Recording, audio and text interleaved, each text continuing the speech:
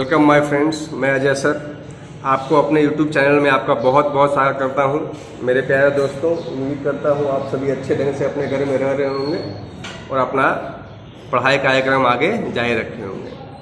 आज मैं आप लोग के सामने प्रोनाउंस लेके आया हूं। तो देखिए, प्रोनाउंस में ये जो वीडियो है विशेष रूप से आपके लिए 7th क्लास वालों के लिए है, 8th क्लास वालों के लिए है, 9th क्लास वालों के लिए और ये 10th क्लास वालों के लिए। याद होगा मैंने आपको सिंगुलर प्लूरल पढ़ाया था, जेंडर चेंज पढ़ाया था और उसमें एक वचन से बहुवचन हम लोग प्रोनाउंस का करना हम आपको नहीं बताए थे। नाउन का तो एक वचन से बहुवचन करना बताए थे, जेंडर चेंज करना बताए थे, लेकिन हमने आपको प्रोनाउंस का सिंगुलर टू प्लूरल करना हमने नहीं बताया था। तो हमने आज के क्लास में छोड़ा था, उसके बाद हम सेंटेंस का देखेंगे। तो ये वीडियो क्लास 7, 8, 9 और 10 सभी के लिए है।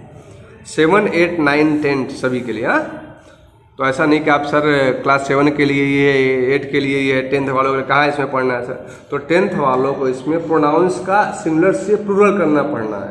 तो जब तक आपको पता नहीं होगा कि प्रोनाउंस क्या है, तब तक आप एक वचन से बहुवचन कैसे करेंगे, पॉसिबिलिटी नहीं है ये कर सकते हैं आप। इसलिए ये वीडियो आपको आपके लिए भी है, आपको भी प्रोनाउंस के बारे में पढ़ना अनिवार्य है। ठीक है, चलिए।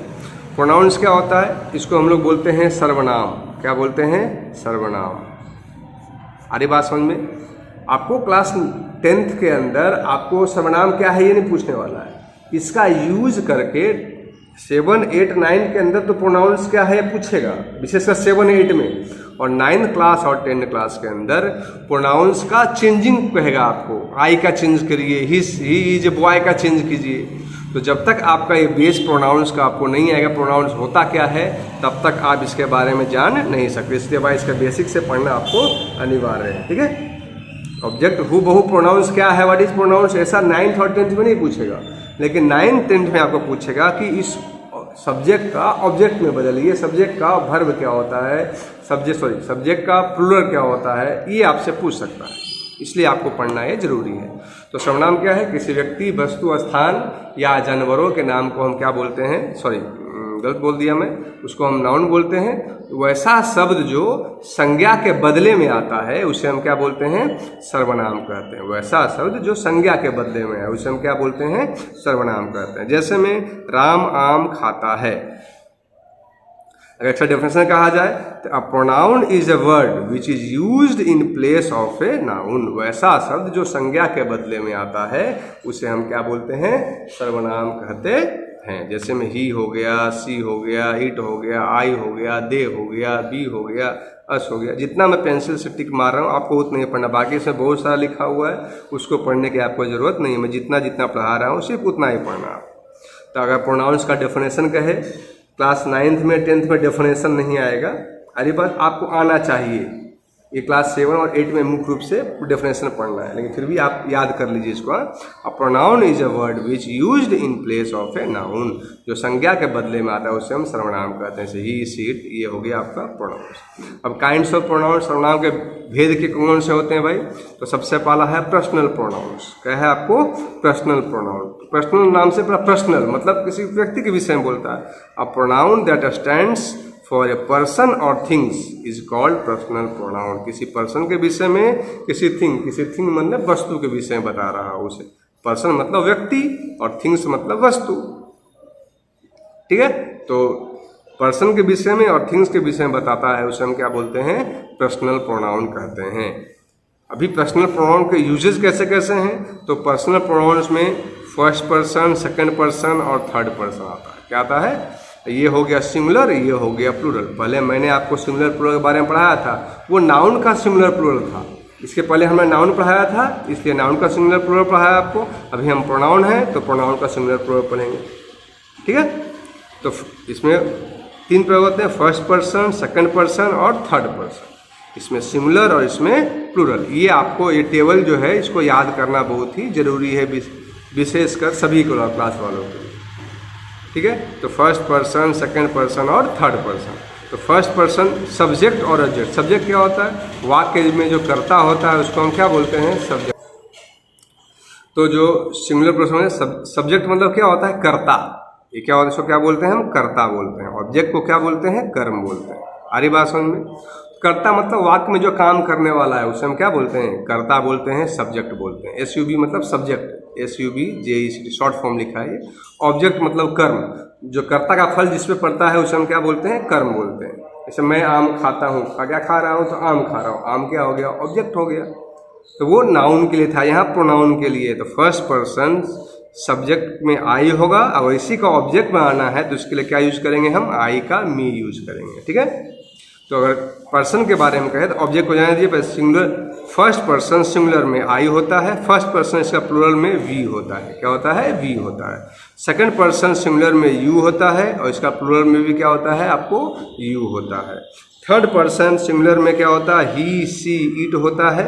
ही लड़का के लिए, सी लड़की के लिए और इट लड़की के लिए होता है। और प्लूरल में क्या होता है? आपको दे होता है।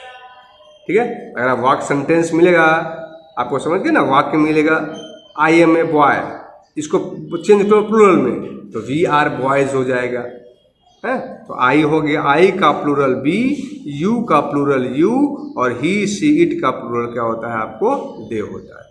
फर्स्ट पर्सन सिंगुलर में आई, फर्स्ट पर्सन प्लूरल में वी, सेकंड पर्सन सिंगुलर में यू, सेकंड पर्सन प्लूरल में यू, थर्ड पर्सन सिंगुलर में ही, सी, इट या कोई नाम, यहाँ कोई नाम भी हो सकता है। ठीक है, और प्लूरल में क्या होता है? आपको दे होता है।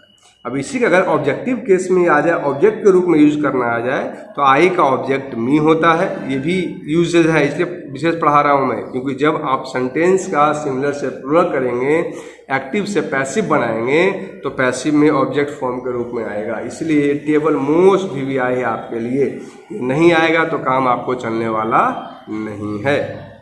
आई का ऑब्जेक्ट मी, यू का ऑब्जेक्ट यू, ही का ऑब्जेक्ट हिम, सी का ऑब्जेक्ट हर, इट का ऑब्जेक्ट इट। ठीक है, अगर इसी का आ जाए सब्जेक्ट में, वी का सब्जेक्ट है, इसका ऑब्जेक्ट यू अस हो जाएगा, यू का यू होगा और दे का देम हो जाएगा। उम्मीद करता हूँ टेबल समझ गए होंगे आप। अच्छे से टेबल को दिमाग में बैठा लीजिए। फर्स्ट पर्सन, फर्स्ट पर्सन मतलब क्या होता है? फर्स्ट पर्सन मतलब जो बोल रहा है। A person which refer the person speaking are the first person, जो बोलने वाला होता है उसको हम क्या बोलते हैं? First person. जैसे मैं तो आपको पढ़ा रहा हूँ तो बोलने वाला यहाँ कौन है? मैं बोल रहा हूँ, इसे हम क्या बोलेंगे? फर्स्ट पर्सन बोलेंगे। क्या बोलेंगे? फर्स्ट पर्सन बोलेंगे। जैसे आई है, वी है, माई है, आवर है, मी है, अस है, ये सब के सब क्या है? आपको फर्स्ट पर्सन है। क्या है? First person. सेकंड पर्सन क्या होता है आपको भाई?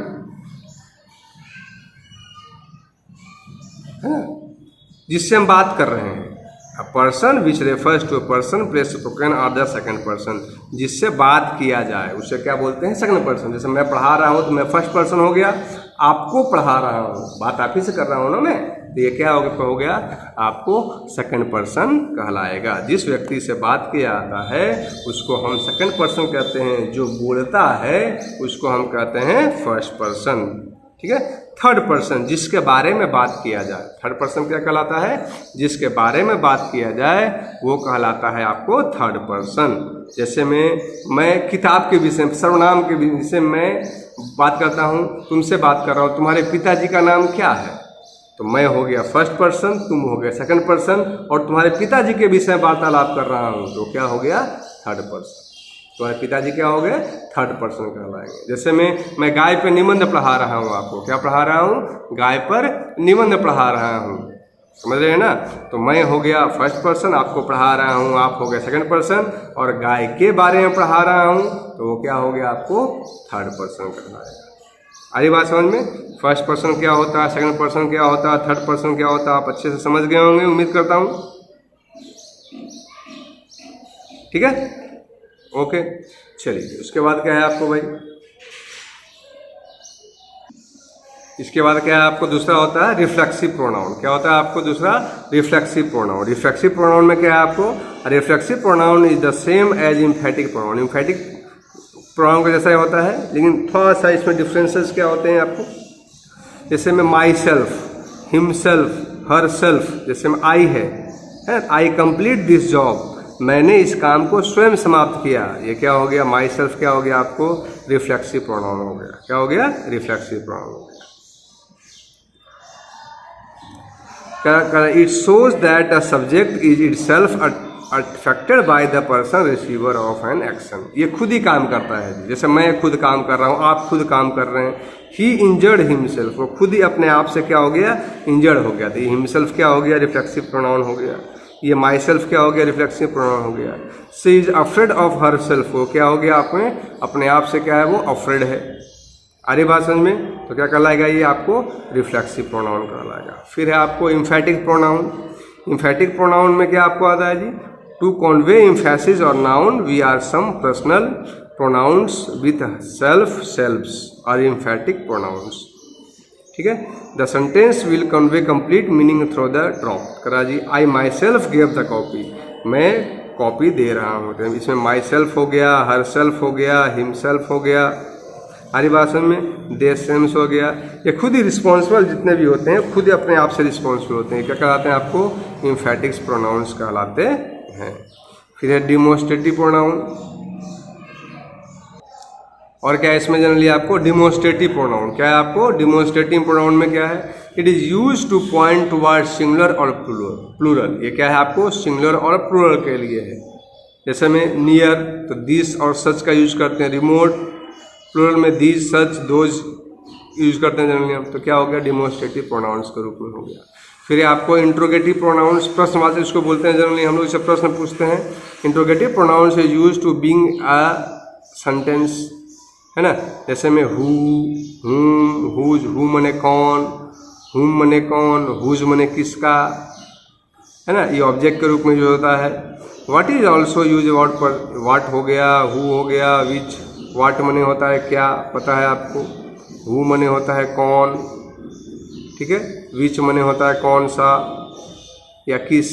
व्हाट मने क्या, पता है आपको। विच ऑफ, ये सब क्या कहलाता है आपको जी, इंट्रोगेटिव प्रोनाउंस कहलाता है। उसके बाद क्या है आपको नेक्स्ट में है रिलेटिव प्रोनाउंस, जो रिलेट करता है, संबंध स्थापित करता है जी। They are used only after the related, हाँ ये क्या कहता है, they are use only after related nouns are, है ना।